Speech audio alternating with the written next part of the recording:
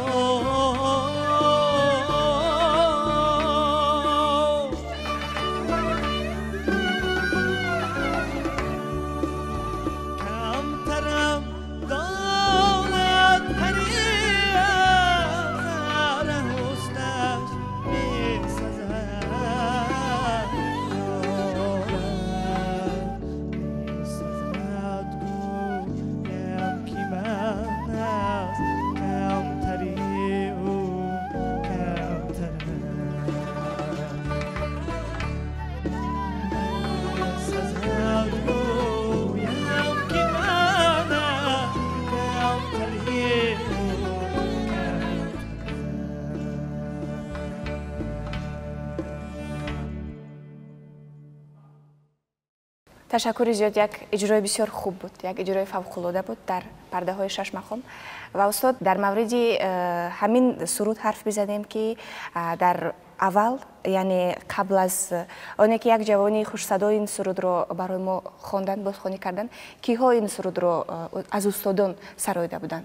سلام درود زیاد اول به همه تماشابینان تلویزیونی سفینه، بخصوص برنامه خاطره که در همه خاندان تاجیکستان بسیار محبوبیت پیدا کرده. سلامت باشید. مردم انتظار میشن که برنامه خاطره میشد که ما تماشا کنیم، لذت بریم. حالا اون سرودی که ما از طرف شاگرد عبدالملیک و برکش ما یک جای گوش کردیم، فراغ عملی دیگاه بود. اینا قریب تمام استادایی که هم گذاشتند و امروز هم هستند اجرا کردن و امروز عبدالملیک برکش اجرا نمود. اینا استاد با احمد نیاز از مثلا از گذشته ها گیریم، اگر از حاج عبدالعزیز، استاد صادق خان، فضل‌الدین شاه بود، شان در سایه بود، برنای اسحاق و با احمد نیاز و جورابک نبی و جورابک مراد، قریب که همه استادا خواندگی هستند. همین ما تصمیم گرفتیم که به شاگردان آموزانیم که به طور شفایی از استاد به شاگرد خیلی از اول آمدگی است. همین ما آموزانیم، حالا ما یک جای گوش کردیم، حالا با مهارت خوب هم سرای این اثری شش مقام رو. اسمی استادانی بزرگ رو یادآوری کردید، استادانی شش مقام، استادانی صنعتی تاجیک رو که این سرود رو سراییده بودند و حالا باز ادامه داده ایستادن، جوانان این سرود رو بازخوانی میکنن. میخواستم بگویید که سبب چیست؟ یعنی همین محتوای همین سرود تا کدام اندازه تاثیر دارد که تا حال آن رو بازخوانی میکنن؟ خودی شش مقام یک شاهسری بزرگ است. بزرگی شش مقام ببینید که با فرمانی اساسگذار صلح و وحدت پیشوای ملت شش مقام مقام دولتی گرفت. امروز قریبی در تمام ولایت ها انسامبل های شش مقام است. خصوصا همین انسامبل شش مقامی فیلارمونی دولتی تاجیکستان هم میوه دوران استقلالات ما بعدی همون فرمانی که از طرف جناب عالی به امضا رسید تشکیل شده است. امروز من قسمتی بسیاری همین نوازنده های هنرمندی که آموزخوانی میکنند، خطکرده‌های کنسرواتوری ملی، خطکرده‌های دانشکده دولتی فرهنگ و صنعت تاجیکستان به نام استاد میرزا داده. شاگردان چگونه هستند؟ چون اینجا همه شاگردان هستند و در مؤسسه‌های گوناگونی صنعت گفتید تحصیل میکنند. آنها به شش مقام چگونه میل دارند؟ من خودم که هم در انسامبل شش مقام به حیثی هم فعالیتی اجرا دارم و باز در دانشکده فرهنگ و صنعت به حیث مدیر کافترا فعالیت دارم. جوانایی که میل به موسیقی کلاسیک، موسیقی سنتی دارن روز به روز زیاد شده. من باور دارم که آینده این شاهاثر، این موسیقی بزرگی ما که تا زمانی ما رسیده است، باز از استادا به شاگردا هزار ساله باز ان شاء الله دوام می‌یابد. نسل به نسل این موسیقی سنتی شش مقام دوام می‌دهد. شما با برنامه با چند سرود آمده اید. درباره سرودی که حالا برای بیننده ها صدا می‌دهد بگویید تا در این شام زیبا طبعشان را با موسیقی سنتی تاجیک شش مقام شادتر بسازیم. این سرود چگونه است؟ در اول کی این سرود را سراییده بود و حالا کی قرار است اجرا شد؟ اصلا همین سرودهای شش مقام قریب همه استادا خواندگی هستند. استادایی که مثلا شش مقام به ما درس دادن، برنای اسحاق خیلی که یادآوری کردیم، استادای گذشته فضل‌الدین شاه بود، شان در سایه بود، بابا خالق فیض‌الله، استاد صادق خان حافظ، حاج عبدالعزیز، استاد بزرگوار. یک دوره بود که از استادا آموختیم، از استاد برنای اسحاق و حالا سرودی که ما پیشکش میکنیم، اثری که شاگرد عبدالملیک برکش اجرا میکند، فری سفتی نوا نام دارد، از مقام نوا.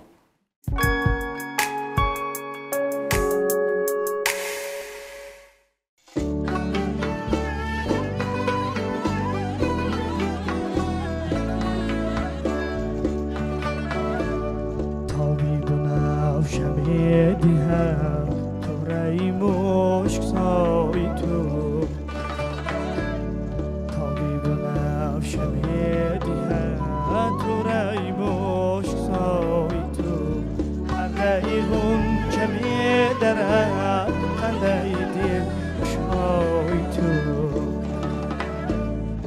پرده غون که می‌درد خنده دل شای تو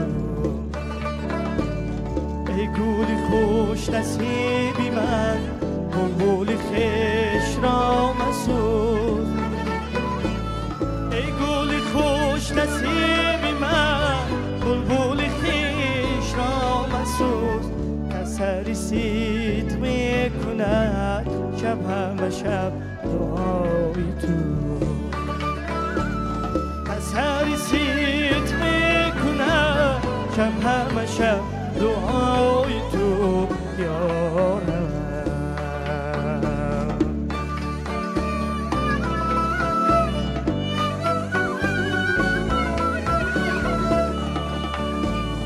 دشمن و دوست گو بگو هر غرضی که ممکن است جبری همه جهانیان میکشم از برای تو آیا یارم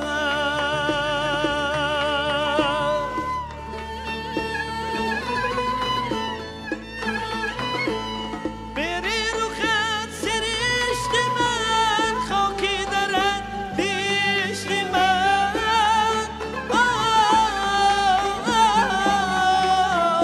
یار یارم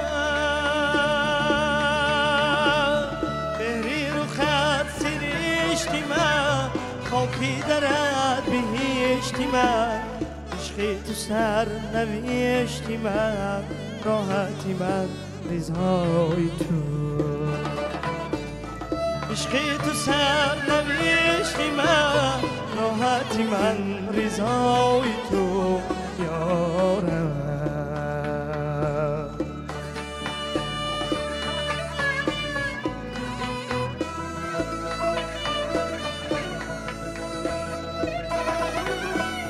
چورو شراب و سوز عشق نفسم رمت زیادم که سری پر هوس شود خاکی دری سرای تو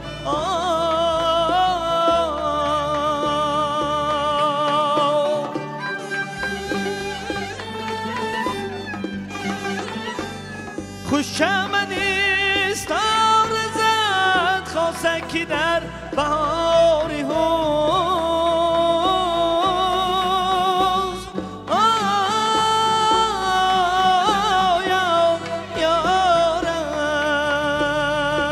یارم خوش چمنیست آرزد خاصکی در بهاری هوز حافظی خوش کلام شد مرغ سخن سرای تو حافظی خوش کلام شد مرغ سخن سرای تو یارم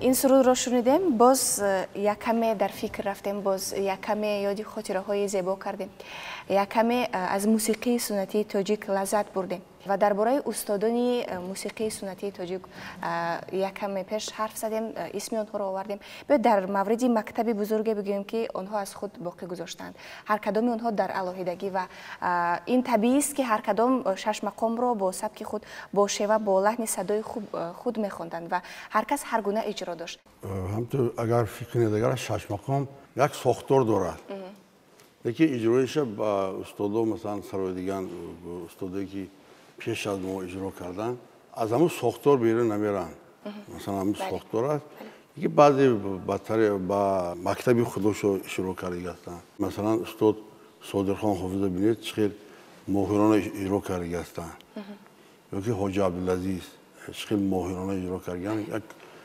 از همین شش مقام آهنگای ایجاد کرده هستند که امروز تازمون ما آمده رسید مثلا گل زارون پشت نور آهنگی که یکم خودی حاجی عبدالعزیز ایجاد کردن بعد استاد میریا امینوف با غزلی بیدیل زلفی پریشان هیچ وقت کهنه هم نمیشد این اثرها در تمام معرکه و در برنامه کنسرتی اجرا کنید که با یک خوشنودی قبول میکنن. خودی شش مقام همه اجرا کارگر هستند که با هنر استودیوی هستند که همه خیلی اجرا کارگر هستند که بسیار به درجه عالی اجرا کارگر. و امروز همین آنها انسامبل شش مقام خانوی فیلارمونی در تهران بانم استود کشیری جوره داون داد استود است. من روبری انسامبل شاکر نلوجون روبری انسامبل هستند. خود شما از مکتبی کی گذشتید؟ وقتی سال 1979 به دانشگاهی در فرنگ داخل شدم، همون سال خوشبختانه وقتی ما بود که همون کافری موسیقی شرق شده شد. استادی من زنده یاد برنامه ساخته و من 5 سال همین نوزدیکی چی هم اثری شش مقام و من آموزوندن. اون چیزی که آمکار گفتم با شاگردها و آموزون سیم که ونده شاگردها با شاگردها به آموزونن. همین گونه است. همین گونه ادامه بدهند، همین گونه درس استاد شاگرد بشود و نسل به نسل بگذرد سرودی موسیقی سنتی توجیه. و برنامه ساقوه شادروان استاد شما بودند و در مورد آنها بگویید که شما همراهشان همکاری کردید. این طبیعی است که ما هر یک تا آن حدی که به درجه استادی برسیم در کسب خود کسبی شویم، یک نفر حرفه‌ای شویم، با نفرانی زیاد کار میکنیم و از هر کدام آنها یک تجربه برای خود میگیریم. از کی ها تجربه گرفته؟ وقتی که من دانشگاه ختم کردم با رخصتی وزارت فرهنگ جمهوری تهران من به فیلارمونی دولت تهران اومدم. در فیلارمونی دولت تهران اونجا استادای بزرگ کار میکردن. استاد احمد باباقلوف بودن، استاد جوربک مرادوف بودن، استاد ظفر ناظمیوف، مسلمه باقیبه بودن، شایسته ملاجانو بودن. دیگه با من آدمگیری از اینا آموختم. امروز هم با قریب همه هنرمندا همکاری داریم با خودی انسامبل شش مقام فیلارمونی دولت تهران برای استاد کشیری با همه هنرمندا قریب همکاری دارن. همکاری بسیار خوب است برای پیشرفت کار. در مورد سفرهای هنریتون همراه استادان صنعت گفتید. در آن سفرها شاید یگان خاطره خوبی داشتید، هنگام اجرا داشتن. شاید در جای شما اجرای داشتید که به خودتون بیشتر از همه پسند آمد و یا شاید شنونده بیشتر از همه خوب قبول کرد. چگونه خاطره های زیبا در سفرهای هنری داشتید؟ یکم بار وقتی که من به فیلارمونی دولت تهران آمدم من با کار قبول کردن گفتن تو تورت میگیری و میری. طرف سرخندر جمهوری ازبکستان همه هنرمندا سفری خدمتی بودن. بعد رفتم اونجا نه که من جوان نه. اونجا رفتم هنرمندای بلند اونجا مرادبک نصیرالدین استاد مرادبک نصیرالدین جمعه یوسف بودن. دو تا سرود میخوندم من. اون دو تا سرود هم یه روز مشق کردیم. بعد برامون خوندیم. استاد ظفر ناظمیوف سفر داشتیم در ناحیه شرطور. ما رفتیم سفری خدمتی آخران اون کس آمدن یک تا کنسه برآمد کردن. بعد من گفتن که همون سال انسامبل گنجینه که شده باید میشد. انسامبل فولکلوری گنجینه. من گفتم تو همینجا میروی انسامبل گنجینه میگذاری تو بعد که در اونجا کار کنیم ما انسامبل فولکلوری گنجینه تشکیل دادیم. درباره اولین سرودهایی که شما در همین رویه سراییده بودید. خوشینا رو میخوندم. آواز که وای بود دوره جوانی بود از نوتی می سر میکنیم بالا قریب 32 میره. بعد سروده خودم آهسته ایجاد کردم درباره تاجیکستان، درباره مادر، درباره وطن، درباره عاشق. بله. آهسته ایجاد کردیم از استاد آموخته. خودی شش مقام این اجرا کردم، اجرا میکنیم میآموزید. میگه با کسی نه در روی شش مقام ایجاد کنی که مردم قبول کند.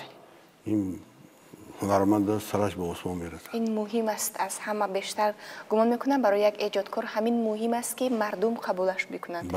مردم اعترافش بکنند و همین رویه موسیقی سنتی تاجیک را نیز استادانی بزرگ سراییدند که اسمشان تا امروز زنده است. این از توجه مردم است، از قبول مردم است که آنها را خوب قبول کردند و آنها نیز درک میکنند همین موسیقی های قدیمه ملت تاجیک را. امروز چگونه است فیلارمونی این کاخ بزرگ صنعت چگونه رشد دارد، چگونه ترقی دارد، چگونه فعالیت دارد؟ امروز هم همون علنه‌ای که استادا داشتن همین هنرمندای فیلارمونی در تهران بانم استاد کشیری جوره باور دارم که همون علنه با ما دوام میتیم، من جوانو دوام میتن ان شاء الله. فیلارمونی بود هست میمونه. سلامت باشید. ما شما را به اینجا دعوت کردیم تا با صدای شما نیز یک سرود بسیار خوب بشنویم. حالا شما برایمون یک سرود اجرا بکنید و قبل از اجرا در مورد سرود بگویید که چگونه است، چگونه تاریخ دارد، شما کی آن را اولین مرتبه سرودید و کی در عموم ایجاد کردید همین سرود؟ سرودی که من اجرا میکنم از مقام دوگو فروغ سفتی کلان از استاد برنامه ساخی و آموختگی بودم. اینا بسیاری استادا اجرا کردن. همینا من اون وقتی با غزلی صایب اجرا کرده بودم من وقتی گرفتم همین آهنگ خودش آهنگی شش مقام شاهرسری شش مقام است. لیکن سخنش من از غزلی استاد گلنظر موندم وزنش چطوری گرفت قافیه‌اش چطوری گرفت واسه من پیشکش میکنم برای تماشاگران اجرا میکنم. مرحمت بیاید میشنویم و بعدا صحبت رو ادامه میدیم. باشه.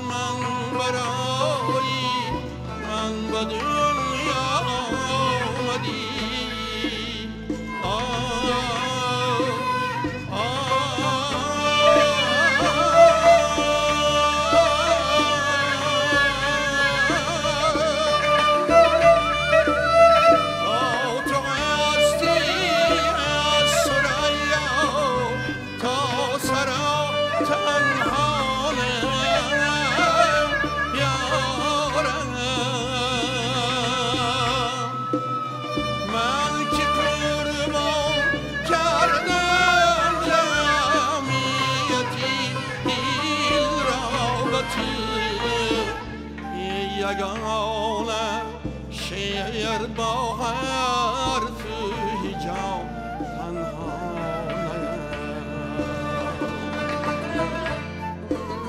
این یگانه شعر با هر توی جام